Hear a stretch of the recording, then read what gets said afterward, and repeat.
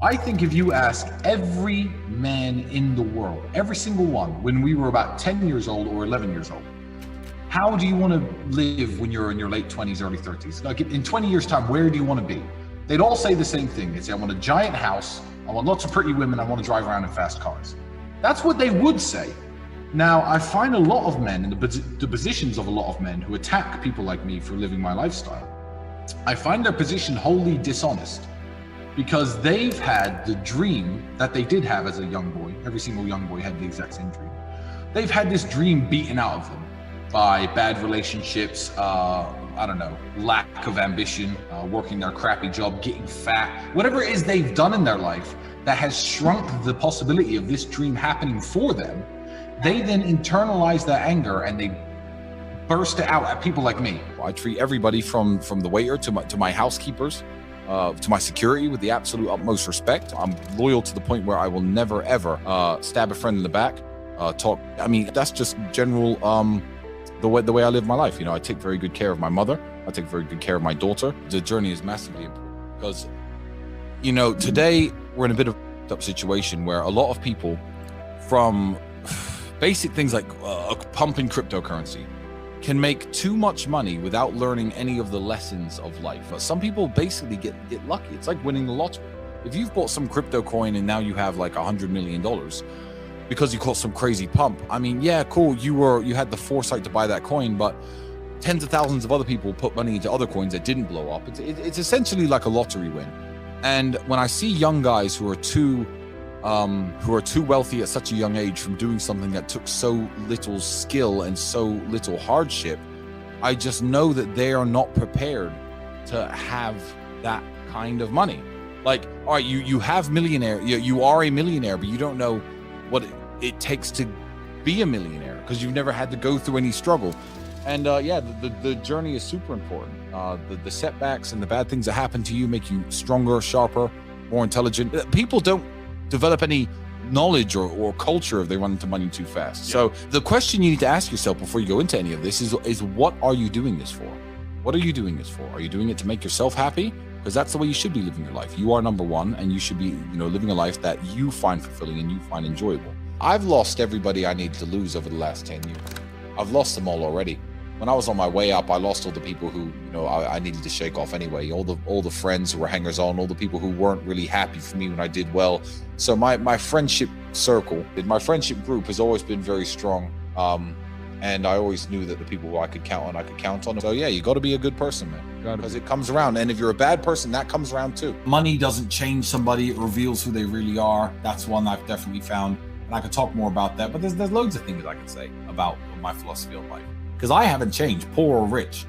I was broke as fuck, now I'm rich as fuck. I haven't changed 1%. I'm exactly the same person I've always been. I know people who ran into a little bit of money and became, and people are like, oh yeah, money changes people. No, it doesn't. He was always in. Or he just didn't have the platform or the balls or the ego to say what he really thought. I think it really depends on what kind of person you are. I think money is an accelerant. If you're a depressed, sad, person, I believe if you give a depressed, sad person $10 million, they're going to end up suicidal. And if you give a very happy, content, fulfilled person $10 million, they're going to be more happy, more content, and more fulfilled. I think it's an accelerator. So it really depends on where you are in life. When people say things like money doesn't buy happiness, I would say yes, it actually does if you know what to buy. Follow your passions, because if your passion is making money, good. When people say, oh, do what you're passionate about, follow your passion. No, I would say do what you're good at, do what you're competent at, but don't necessarily, do you think Aliko Dangote is Nigeria's richest man? He made his money in concrete. Do you think he gives a about concrete? No, he's a billionaire. So no, don't follow your passions. That's what I would say. Because your passion might be one of those passions that just keeps people broke. And I think kickboxing is a very important part of our foundational story and my foundational story, because it just made me realize that there were higher mountains to climb, because it sometimes takes money to make money. And with the millions of dollars that we had, we made some very smart investments and we started running other businesses.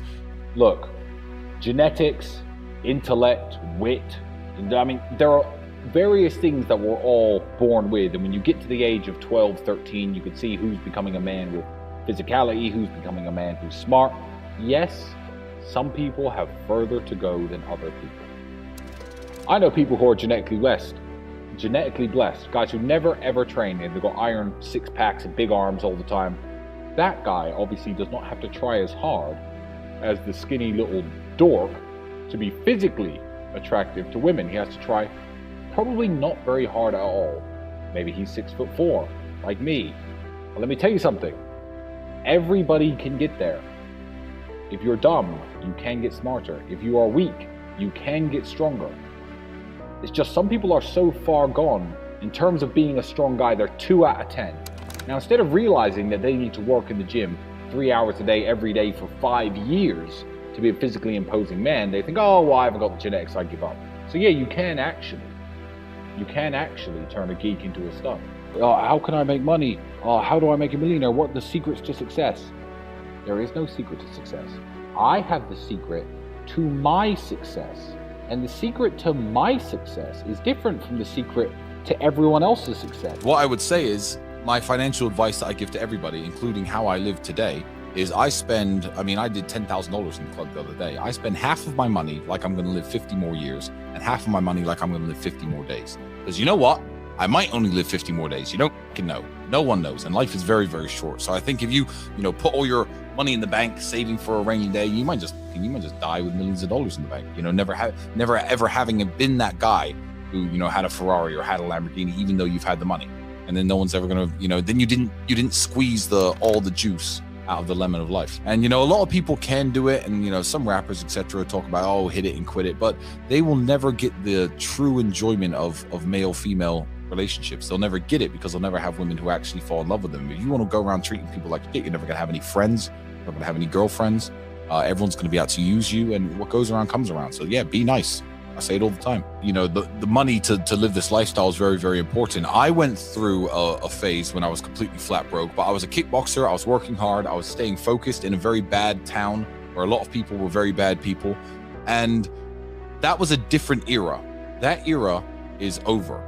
That era is completely over. What's happened is where 14 years ago, it was possible to meet a girlfriend, date a girl who was pretty, and she didn't have access to all the millionaires in the world. If there was a pretty girl from Luton Town, Instagram, exactly. Whereas nowadays, if you're a young man, you're 17, 18, 19, you got to get your money game right. And you have to have a lifestyle that is at least interesting to women, because the same woman that you would have taken out 20 years ago that you would have had access to, maybe you go to university with her, maybe you just finished high school with her, she's now being hit up by people like me.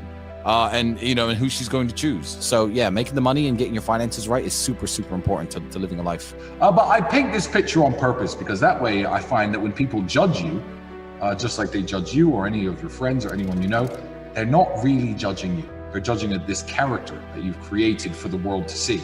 So they can take their opinion, and do whatever they want with it. But it doesn't resonate anymore. Human beings, we're social animals at the end of the day. No one is truly happy we lock people in little rooms by themselves as punishment, and there's a reason that's a punishment and not a reward. It's we are social creatures. Yeah, it's very normal to feel like you need somebody around you, and it's very normal to feel that way when you're single.